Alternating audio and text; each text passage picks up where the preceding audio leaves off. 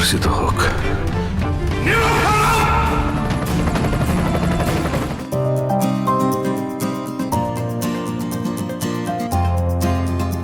অভিনেত্রী তমা মির্জার ক্যারিয়ারের পালে বইছে নতুন হাওয়া। শোনা যাচ্ছে সাফল্যের ধারাবাহিকতায় নতুন বছরে বড় পর্দার দুই ভিন্ন ধাঁচের গল্পে নিজেকে সাজাতে চলেছেন দাগি খ্যাত অভিনেত্রী। একটিতে সহশিল্পী হিসেবে থাকছেন তুখোর অভিনেতা মোশাররফ করিম, অন্যটিতে প্রথমবারের মতো জুটি বাঁধবেন শরীফুল রাজের সঙ্গে।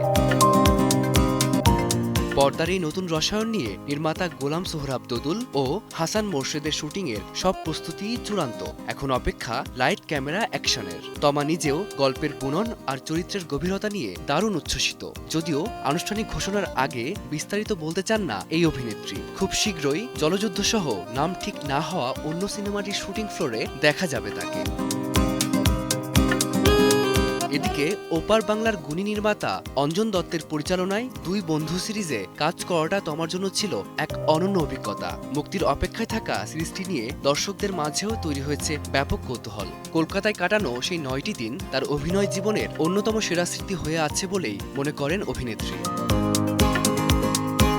ক্যামেরার বাইরে তমা মির্জা একজন সাধারণ ঘরোয়া মানুষ, যিনি বই পড়া, সিনেমা দেখা, রান্না করা কিংবা একাকিত্বের মাঝে খুঁজে পান প্রাণের স্পন্দন। জাতীয় চলচ্চিত্র পুরস্কার জয়ী এই শিল্পী নিজেকে প্রতিনিয়ত ভাঙছেন। তাই সুরঙ্গ বা দাগির সাফল্যের পর নতুন বছরেও তিনি পর্দায় হাজির হচ্ছেন প্রথাগত ছক ভেঙে নতুন রূপে।